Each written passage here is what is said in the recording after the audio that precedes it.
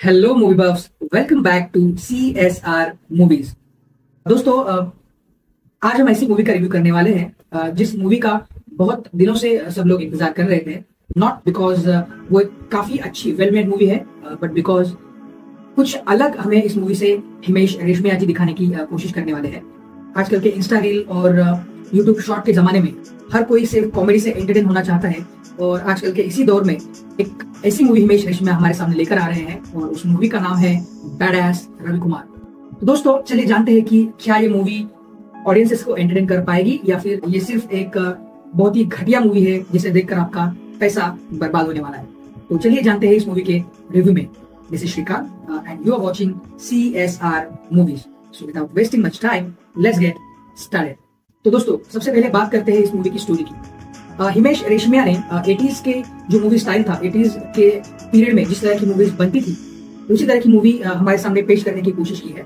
उस तरह के विलन्स, उस तरह का बैकग्राउंड, उस तरह का स्क्रिप्ट, स्टोरी लाइन, उस तरह का हीरो, उसी 80s के पीरियड में जिस तरह के विलन के नाम होते थे उसी तरह का विलन का नाम, जैसे कि जगावर चौधरी।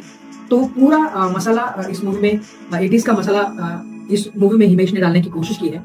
तो मूवी आज के दौर की है, मतलब इसी जमाने की मूवी है, लेकिन उसे क्रिएट किया गया है 80s के स्टाइल में। ऑलराइट, तो मूवी की स्टोरी है हिमेश रेशमिया यानी बैडएस रवि कुमार की। इस मूवी में प्रभुदेवा का कैरेक्टर जो होता है, कार्लोस पेड्रो पैंथर, वो एक ऐसा कैरेक्टर है जो मतलब किसी को भी जान से बेवजह मारते रहता है। और वो एक पाकिस्तान के जो पुराना ऑफिसर रह चुका है, पाकिस्तान के एजेंट से वो डील करता है भारत की खुफिया इंफॉर्मेशन लीक करने का। एक माइक्रो रील होती है जो कि आपने ट्रेलर में देखा होगा। उस माइक्रो रील में अब भारत यानी हिंदुस्तान की पूरी खुफिया इंफॉर्मेशन होती है, और अगर वो खुफिया इंफॉर्मेशन पाकिस्तान के हाथ अगर लग जाती है तो पाकिस्तान उसे यूज करके हिंदुस्तान को बर्बाद कर सकता है। उतनी ताकत उस इंफॉर्मेशन में होती है। तो ये जो रील होती है, ये रील इस पाकिस्तान एजेंट को चाहिए होती है। मनीष वाधवा जी का ये कैरेक्टर है। तो ये रील पाने के लिए मनीष वाधवा जाते हैं कार्लोस पेड्रो पैंथर के पास। उन दोनों के बीच डील होती है।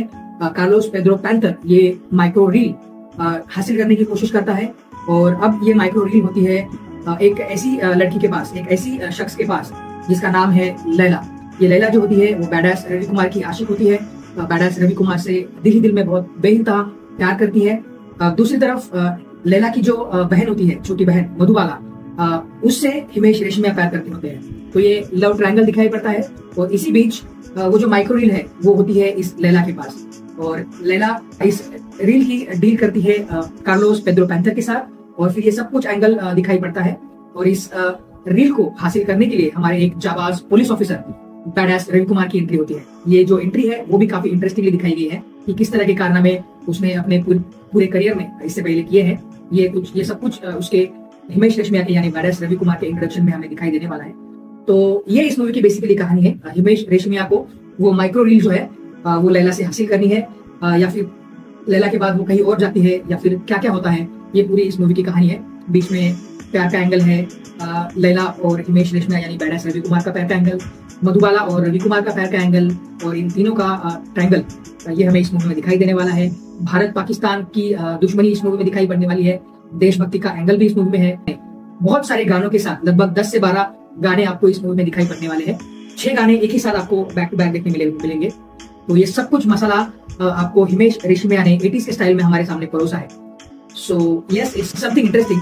वही पुरानी घिसी-पिटी रीमेक से अलावा कुछ अलग हिमेश रेशमिया ने देने की कोशिश की है, जो लोगों को एंटरटेनमेंट देने का दावा करती है। दोस्तों, इस मूवी की एक्टिंग की बात करें तो Himesh Reshammiya does a decent job. Kriti Kamra आपको दिखेंगी लैला के कैरेक्टर में, जो कि एक ग्रे कैरेक्टर है, नेगेटिव कैरेक्टर है। मधुबाला के कैरेक्टर में हमें एक नई एक्ट्रेस दिखने को मिलने वाली है, लेकिन इसके अलावा हमें इस मूवी में काफी सारे अच्छे एक्टर भी दिखेंगे। जैसे कि प्रभुदेवा हमें लीड नेगेटिव कैरेक्टर में दिखाई देंगे। उसके अलावा प्रशांत नारायण हमें एक इंटरपोल के ऑफिसर में दिखाई देंगे।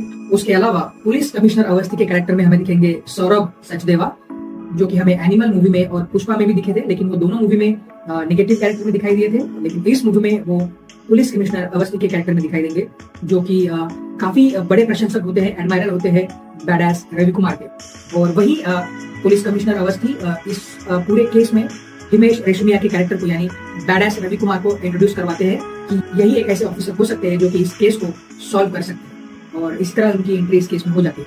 तो ये कुछ कैरेक्टर हमें दिखाई पड़ने वाले हैं। इनके अलावा कॉमेडी कैरेक्टर्स में हमें दिखाई देंगे संजय मिश्रा जी। उन्होंने डबल रोल किया है इस मूवी में, राणा जो कि बैडास रवि कुमार के पुलिस ऑफिसर होते हैं, साथी पुलिस ऑफिसर। दूसरी तरफ एक शाना नाम का कैरेक्टर भी है उनका, राणा और शाना। तो शाना उनका बिछड़ा हुआ भाई है। इन दो कॉमिक कैरेक्टर्स के अलावा हमें जॉनी लीवर भी काफी दिनों के बाद एक कॉमेडी अवतार में दिखाई देंगे इस मूवी में, जिनका नाम है इस कैरेक्टर में राजा। तो काफी सारे अच्छे कैरेक्टर्स उन्होंने इस मूवी में लिए हैं। और दोस्तों ये सभी एक्टर्स अगर जिस मूवी में दिखाई पड़ते हैं वो मूवी डेफिनेटली एक अच्छी मूवी होने का दावा डेफिनेटली करती है, क्योंकि ये सभी actors kind of A-list category में आते हैं। इनका काम इससे पहले लोगों ने सराहा है, इनकी एक्टिंग को हर किसी ने इससे पहले सराहा है। तो अगर इन्होंने ये मूवी साइन की है, ये मूवी करने की जरूरत की है, तो डेफिनेटली उन्हें कहीं ना कहीं ये पता था कि ये मूवी जो है वो हिमेश रेशमिया जानबूझ के इस तरह से प्रेजेंट कर रहे हैं ताकि वो 80s स्टाइल के बॉलीवुड मूवीज की एक पैरोडी लगे, एक रैस्पडी लगे, जो कि लोगों को एंटरटेन भी कर जाए। तो इसलिए सभी ये अच्छे खासे एक्टर्स हमें इस मूवी में दिखाई पड़ते हैं। उसके अलावा इस मूवी का एक्शन भी काफी अच्छा है, मतलब वो कहीं पर क्रेज लगता है लेकिन कहीं पर काफी अच्छा भी दिखाई पड़ता है। इस मूवी के जो ट्रेलर में हमने एक्शन सीक्वेंसेस देखे, सो उसमें से most of the action sequences आपको ट्रेलर में ही दिखाई देने वाले हैं, तो अलग से आपको इस मूवी में दिखाई नहीं देने वाला। लेकिन मूवी का जो पूरा प्लॉट है, मूवी का जो पूरा स्टोरी लाइन है, वो डेफिनेटली एक पेज से चलता है।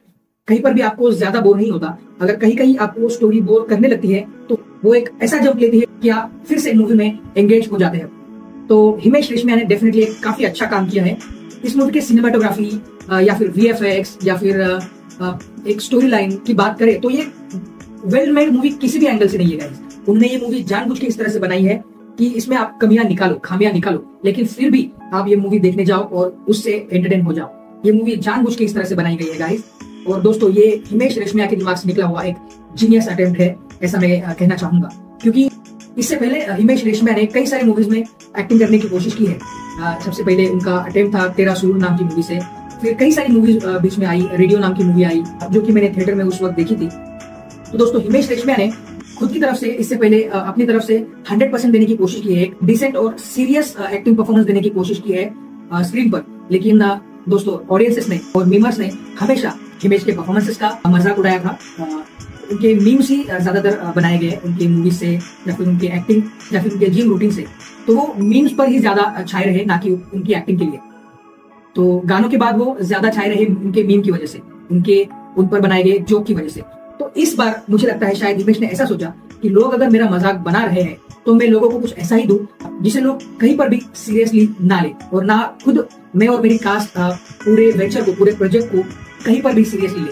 तो उन्होंने यही थॉट शायद रखकर ये मूवी बनाई है। उन्होंने पिच भी सभी को एक्टर्स को इसी तरह किया होगा कि हमें इस तरह की एक नॉनसेंस, नो लॉजिक और एकदम कैजुअल तरीके से एक मूवी बनानी है जो अगर चली तो चांद तक चलेगी, नहीं चलोगे तो उसमें कोई लॉस नहीं है। तो इस तरह की ये मूवी उन्होंने बनाने की कोशिश की है, जो कि डेफिनेटली उनका एक काफी ब्रिलियंट मूव मैं मानूंगा। और लोग उनके उसी कैरेक्टर को, उसी मीम वाले कैरेक्टर को, उसी एक फनी कैरेक्टर को ही पसंद करते हैं, ये इस मूवी से उन्होंने दिखा दिया है। तो काफी सारे मीम्स उन पर बनाए गए हैं, इससे पहले उनके एक्टिंग का जोक बनाया गया है, और उन्होंने इस निगेटिविटी को कहीं ना कहीं पॉजिटिविटी में कन्वर्ट करने की कोशिश की है। और मैं कहना चाहूंगा कि पहले दिन की 2.5 से 3 करोड़ की बॉक्स ऑफिस कलेक्शन से उन्होंने ये प्रूव भी किया है कि लोग ये देखने थिएटर में जरूर जाएंगे।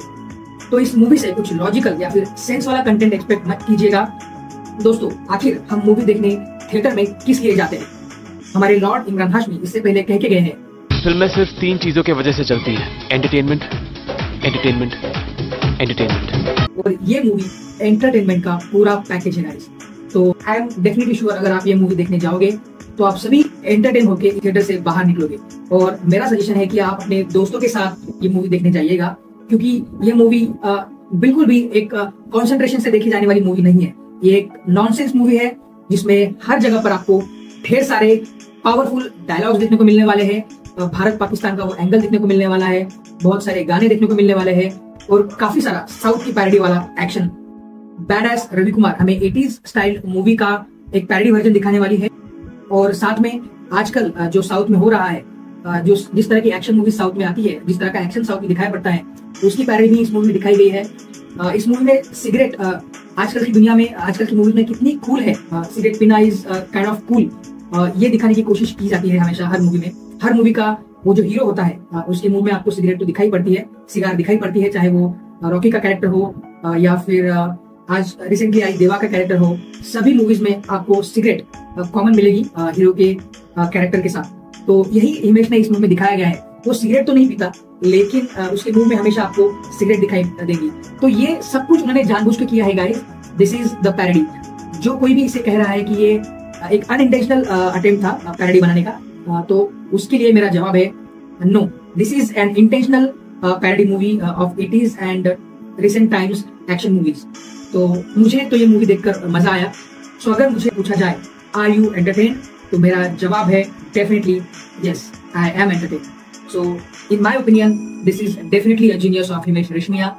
उन्होंने सिर्फ 20 करोड़ की बजट में ये मूवी बनाई है, और ये बजट न्यूज के अनुसार उन्होंने ऑलरेडी कवर कर लिया था before the release of this movie by selling the rights, music rights and movie rights of this movie. So budget तो ऑलरेडी इस मूवी का रिकवर हो चुका है। तो जितना भी कलेक्शन ये मूवी बॉक्स ऑफिस पर करने वाली है, ये प्योरली इस मूवी का प्रॉफिट होने वाला है।